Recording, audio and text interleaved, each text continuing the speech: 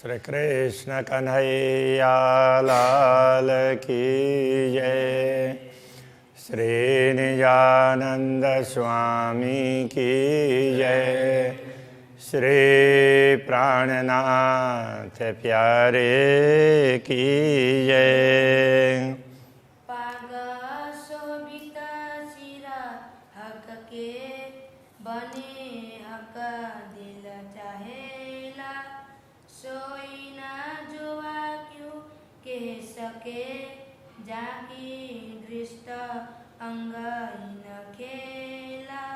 जाकी दृष्ट अंग इन खेला। श्री कृष्ण कन्हैया लाल की। अक्षरातीत पूर्ण ब्रह्म परमात्मा के पाक का वर्णन हो रहा है। तो उसके लिए कह रहे हैं दुग्धवी शोभा तो कहूँ जो पगड़ी शोभा है, और पाग में जो दुग्धुगी की शोभा है ना, उसको हम अलग प्रकार से वर्णन कर सकते हैं, किंतु वो पाक की और उसकी अलग अलग शोभा हो तो वर्णन करें ना। वो तो पाक की शोभा को ही बढ़ाने के लिए है, ये कहना चाह रहे हैं। जो त करे हक दिल चाही, कोई तरह बनी न ठौर। तो इनमें से जो प्रकाश निकलता है, जैसा राज्य चाहते हैं उस प्रकार का प्रकाश निकलता है। इसलिए ये दुग्धुगी की शोभा कोई विशेष प्रकार की शोभा है, तो पाक की शोभा को बढ़ाने के लिए है। वो कहने का तरीका अलग है। ये क्यों आवे जुगत जुआमिने, क्यों कहूँ ए है सलूक।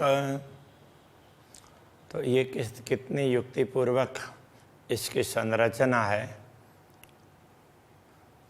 तो वो जिह्वा के द्वारा बताया नहीं जा सकता। और ये कितना सुंदर है ये भी नहीं बताया जा सकता है। जो ए तरह आवे रूह दिल में, तो तवई होवे टूक टूक। ये किस प्रकार से इतने सुंदर है, तो ये रीत ब्रह्मात्माओं के दिल में आ जाए, वो समझ जाएं, तो उसी समय उनका दिल है वो टुकड़े टुकड़े हो जाता। कहने का तात्पर्य उसके अंदर ये चुभ जाता, तो जब तक ना देखें तब तक उनको संतोष नहीं होता।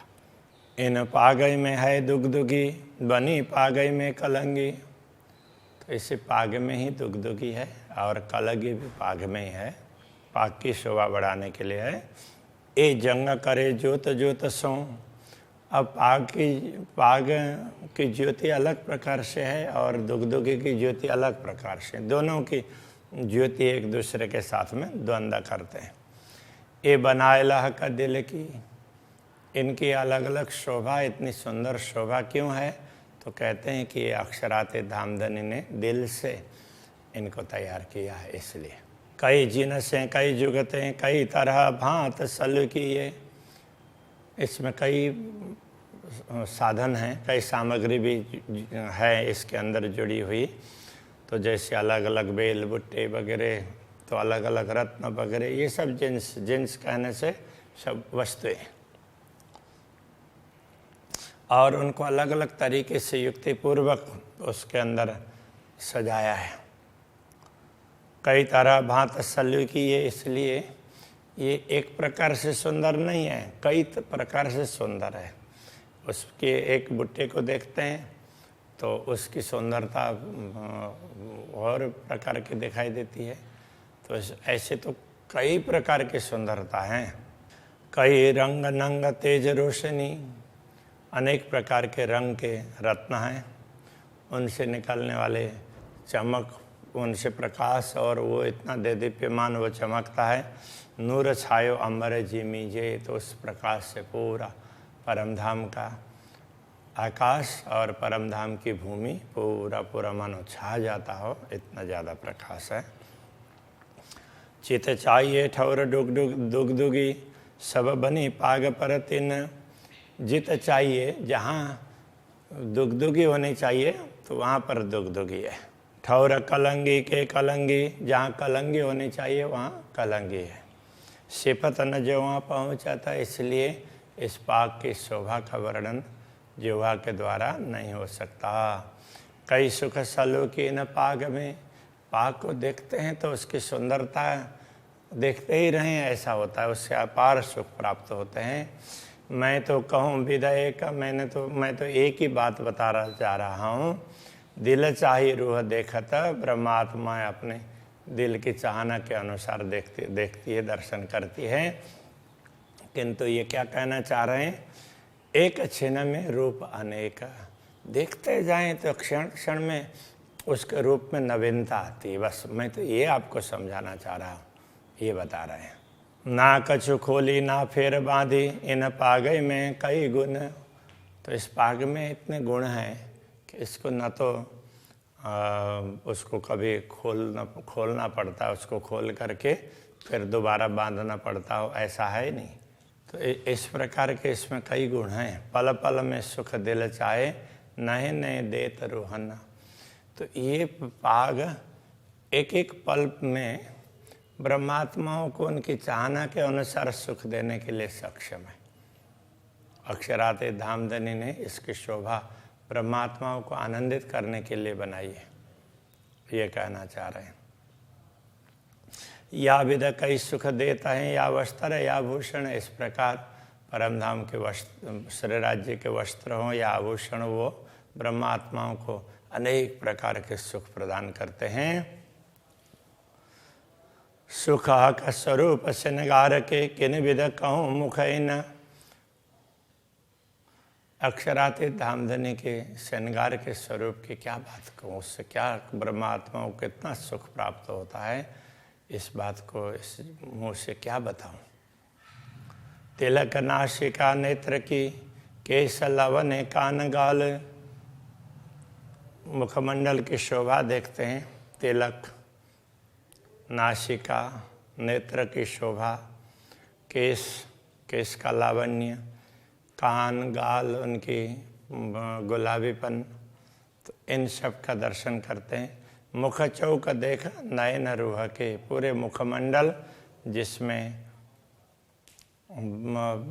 पूरे मुखमंडल के जितने अंग बताए हैं उनको आत्मा की दृष्टि से देखने लग जाते हैं, तो रोम रोम छेदे ज्यों भाल। तो आत्मा को ऐसा लगता है कि उसका चिंतन करते हैं तो भी जब तक ना दिखे ना तब तक वो हृदय को, मानो हृदय को ही नहीं रोम रोम को भाले छेद रहे हैं। तो इस तरह से पीड़ा होती है। तो कब वो देखने मिले ये उत्कंठा बनी रहती है, तो उस समय वो पीड़ा भी होती है। तो विरह में ये होता है। विरह और विलास दोनों की सुख की बात बताई है, तो यहाँ पर थोड़ा सा विरह की भी बात बता रहे हैं। मुख सुंदरता क्यों कौन नूर जमाल सूरत। अक्षरातीत धामधनी की मुख की सुंदरता के बाद क्या कहें, ये तो अक्षरातीत धामधनी का स्वरूप है। ए बयान दुनि में क्यों करूं, ये जो आई अरस न्यामत। तो दुनिया में इसका वर्णन क्या करें, ये तो परमधाम की संपदा दुनिया में अवतरित हुई है। और ये बार बार चुभने की बात कर रहे हैं ना, तो इतनी चाहना रखने से, इतना प्रयत्न करने के बाद में उनको देखे हैं, इसके लिए तो प्रहलाद जी ने कितना तप किया होगा। तो सतगुरु को बोलते हैं कि मेरे अंदर क्या कमी है, आप वो बता दीजिए। तो उनको ये लगता है कि सतगुरु को दिखता है और मुझे क्यों नहीं दिखता है। तो उन्होंने खाना पीना सब छोड़ा और मन कहाँ जाता है ये देखा। कितना, ये एक दिन दो दिन की बात नहीं है, ये तो महीनों महीनों की बात है। इतने वो तड़पते रहे तब जा कर के दर्शन हुए हैं, इसलिए समझा रहे हैं। ऐसे सीधी सीधी साधारण बात नहीं है। ए मुख देख सुख पाइए, उपजता है अति प्यारा। अक्षरातीत धामधनी के मुखारविंद के दर्शन से बड़ा सुख प्राप्त होता है और अंदर से एक प्रेम प्रकट होता है। देख देख जो देखिए तो रूह पावे करार। तो मुखमंडल के दर्शन करते हुए ब्रह्मात्माएं देखती रहती है। जितनी देखती रहती है उतना उनको शांति मिलती है, उसको तृप्ति मिलती है। अब यहाँ करार कहने से एक प्रकार से शांति भी होती है, तो इसको तृप्ति कह सकते हैं। जो देखूं मुख सलूकी तो चुभ रहे रूह माहे। जब मुखमंडल की सुंदरता को देखते हैं तो ये तो हृदय के अंदर ये अंकित हो जाते हैं। तो वो स्वरूप, तो वो सुंदरता हृदय में अंकित हो जाती है आत्मा के। हाँ, ए सुख मुख अरस का कह ना सके जो आए, तो परमधाम का ये सुख है, इसको इस मूस की जिह्वा के द्वारा बताया नहीं जा सकता। गौर नीलवट रंग उज्ज्वल जाऊं बल बल मुखारविंद, तो श्री राज्य का मुखमंडल है, तो जैसे ललाट है गौर वर्ण का अति उज्ज्वल है, ऐसे मुखारविंद के प्रति बार बार समर्पित होने का मन होता है। ए रस रंग छवि देखिए काढ़त विरहा निकंद, ऐसी सुंदर छवि को रस टपकाने वाले जैसे देखते रहते हैं ना, तो उसमें से रस टपकता हो ऐसा लगता है, देखते ही रहें ऐसा लगता है। ऐसे सुंदर छवि को जब देखने लग जाते हैं, तो अब जब दिखने लग जाए तो उससे विरह तो कहाँ भाग जाता है पता ही नहीं चलता है। जब तक ना देखे तब तक विरह होता है, दिखने लग जाता है तो फिर विरह कहाँ उड़ जाता है पता नहीं चलता। जो मुख शोभा देखिए तो उपजत रूह आराम, इस प्रकार मुखारविंद की शोभा जैसे ही देखते हैं तो आत्मा को बड़ा आराम मिलता है, बड़ी शांति प्राप्त होती है। अभी तक जो व्यथा थी, पीड़ा थी, वो कहाँ भाग जाएगी पता नहीं चलेगा। तो उस समय अपार सुख और एक प्रकार की अलग प्रकार की तृप्ति प्राप्त होती है। आठों पहर आशिका यही मागत है ताम, तो अनुरागिनी आत्माएं होती है तो वो आठों प्रहर यही आहार चाहती है, बस देखते ही रहें, उनको इसी में आनंद आता है। जो गौर रंग देखिए जुआ कहा कहे कमान, तो जब गौर रंग का वर्णन करें तो उसको देखते हैं तो जुआ कहा कहे कमान, तो ये गौर वर्ण अक्षरातीत धामधनी का है। तो उसके लिए मान का तात्पर्य, तो उसका प्रतिमान, उसका दूसरा उदाहरण तो वो कैसे बताएं? दूसरा उदाहरण बता ही नहीं सकते। और कछु न देवे देखाए आगो अर्श शोभान, तो पूर्ण ब्रह्म परमात्मा के दर्शन करते हैं तो उनके समक्ष दूसरा कुछ दिखता ही नहीं है, बस वही दिखते। इसलिए ऐसे हैं करके बोला भी नहीं जा सकता, क्योंकि ऐसी कोई दूसरी वस्तु हो दिखाई दे तब ना। तो इसलिए जो दिख रहा है तो वही सर्वस्व है, ऐसा समझना चाहिए। हंसत शोभित मुखारवटी अति सुंदर सुखदाय, जब अक्षरातीत धामधनी मंद मंद मुस्कान करते हैं तो उस समय हरवटी ये चिबुक है, उसकी शोभा भी अलग प्रकार की होती है। अति सुंदर सुखदाय, तो वो भी अत्यंत सुंदर और सुखदायी, देखते ही रहें ऐसी होती है। हाय हाय रूह नजर यासों बांध के क्यों टूक टूक होए न जाए, जब आत्मा की दृष्टि इस चिबुक में पड़ती है तो लगता है कि बस इसी को ही देखते रहें, इसी में समर्पित हो जाएं, ऐसा लगता है। अति गौर सुंदर हरवटी, ये चिबुक है अत्यंत गौर वर्ण का है, बड़ा सुंदर है। और अत्यंत शोभा शलूक, इसकी शोभा कैसी है? अच्छी है, बड़ी सुंदर है। बड़ा अचरज ये देखिया जीवरा सुनत न होत टूक टूक, ये आश्चर्य की बात है कि ऐसा आश्चर्य देखने को मिल रहा है कि इतने सुंदर स्वरूप को देख करके भी ये जीव है शरीर में पड़ा रहा है, इसको तो टुकड़े टुकड़े हो करके उसको शरीर को छोड़ करके, शरीर को त्याग करके तो निकल जाना चाहिए। हरवटी अधूर बीच लाक,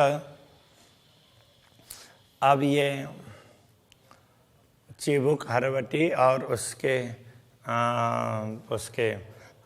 अधर के बीच में ये गहराई यहाँ होती है ना, यहाँ गहराई, वो भी बड़ी सुंदर लगती है। मुख अधर दो लाल, पूरा मुखारबिंद अधरोष्ट दोनों देखते हैं तो बड़े लाल लाल लगते हैं। ये लालक मुख देखे पीछे, इस मुंह की ऐसी लालिमा देखने के पश्चात हाय हाय लगत न भैड़े हायड़े भाल। तो बड़े खेद की बात है कि दिल में कोई भाला नहीं चुभ रहा है कि इसको मैं प्रत्यक्ष देखूं, ऐसा नहीं हो रहा है, ये बड़े खेद की बात है, ऐसा बोल रहे हैं। शोभे हंसत हरवटी, बड़ी अचरज सल्लू की मुख। जब श्रीराज जी हंसते हैं ना, मुस्कुराते हैं, तो उस समय उनकी हरवटी, तो ये चिबुक है उसकी शोभा, तो वो भी हंस रहा है ऐसा लगता है। बड़ी अचरज सल्लू की मुख, उनका मुखारविंद बड़ा ही आश्चर्य पैदा करने वाला, इतना सुंदर दिखाई देता है कि लगता है कि ऐसा भी हो सकता है क्या, ऐसा लगता है। रुआ देखे अंतर आँख खोल के, आत्मा अंतर की आँख खोल करके देखती है तो उपजे अरस सुख, तो उसको परमधाम के सुख का अनुभव होता है। अरे मैं परमधाम में हूँ, ऐसा लगेगा। क्यों कहूँ गौर गालन की शोभिता ते सुंदर, तो पूरे मुखमंडल में तो गाल भी हैं कपोल, तो उनके गौर वर्ण का क्या वर्णन करें। तो उनका क्यों कहूँ गालों का रंग, उनके रंग की क्या बात करें।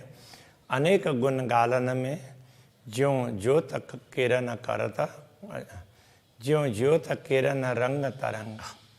गाल में ऐसे अनेक गुण हैं, अनेक प्रकार उसके ना आभा अलग अलग प्रकार की है। कहीं ज़्यादा गाल लाल लाल हैं तो कुछ में थोड़ा सा कम होगा ऐसे। तो उसकी जो कांति है, उसमें से जो ज्योति निकलती है, तो उसके वो रंग को देख करके ऐसा लगता है। तो इस प्रकार से उसकी बड़ी शोभा है। बारीक सुख स्वरूप के कोई जाने रूह मोमिन, अक्षराते धामधनी के स्वरूप के सुख हैं, बहुत बारीक हैं। कोई ब्रह्मात्मा उसको समझ सकती है, पहचान सकती है। इश्क इल्म जोश याई को, जाके होशियार रस में ताना। तो प्रेम ज्ञान जोश ये सब तो इनको ही प्राप्त हुआ है ना, क्योंकि जाके होशियार रस में ताना, जिनका असली स्वरूप तो परमधाम में है, तो उनको ही ये सब लाभ प्राप्त होता है, बाकी सबको प्राप्त नहीं होता। ए मुख अचरज अद्भुत गुण केते कहूँ गालन, ये मुखारविंद के गुण हैं, बड़े आश्चर्यजनक हैं इसकी शोभा। और गाल के भी गुण कितने बताएं। ए रूहें जाने सुख बारीक, तो ब्रह्मात्मा इस सूक्ष्म बारीक सुख को समझ सकती है। हर गुण अनेक रोशन, एक एक गुण में अलग अलग प्रकार का प्रकाश है, तो ब्रह्मात्मा इसको समझ सकती है। रूह के नयना खोल के देखूं दो गाल, अंतरात्मा की दृष्टि को खोल करके दोनों गालों के दर्शन करते हैं। आशिक को मासूक का कोई भेद गया रंग लाल, तो ऐसे करते हैं तो लगता है कि अनुरागिनी आत्मा को अक्षरातीत धामधनी के गाल का जो लाल रंग है ना, उसके हृदय को विदीर्ण कर दिया है उसने, तो बस वही दिखता है, ये कहने का तात्पर्य है। गाल रंग अति उज्ज्वल है, गाल का रंग अत्यंत उज्ज्वल है। गहरा अति कसुबा है, गहरा और लाल है। अति कसुम्बा बोलते हैं, कुसुम्ब पुष्प है, तो उसका वो लाल भी है और थोड़ा थोड़ा गुलाबीपन भी है, तो उस प्रकार के लालिमा है।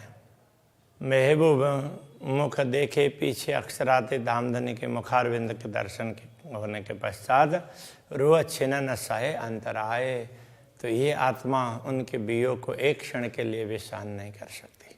ए अंग अरस स्वरूप के क्यों होए वर्णन जिमीन, ये परमधाम के स्वरूप के अंग है, उनका वर्णन इस भूमि में कैसे हो सकता है, इस नश्वर जगत में।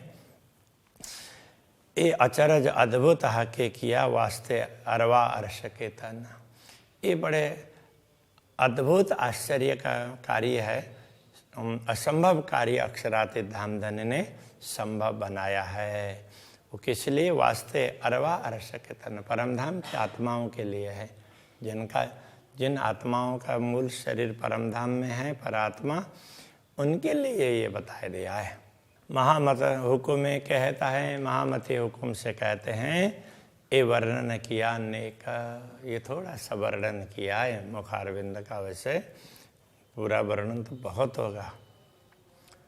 और अभी कहूँ हक हुकुम में अक्षराते धाम धने के हुकुम से और भी अंगों का वर्णन करेंगे।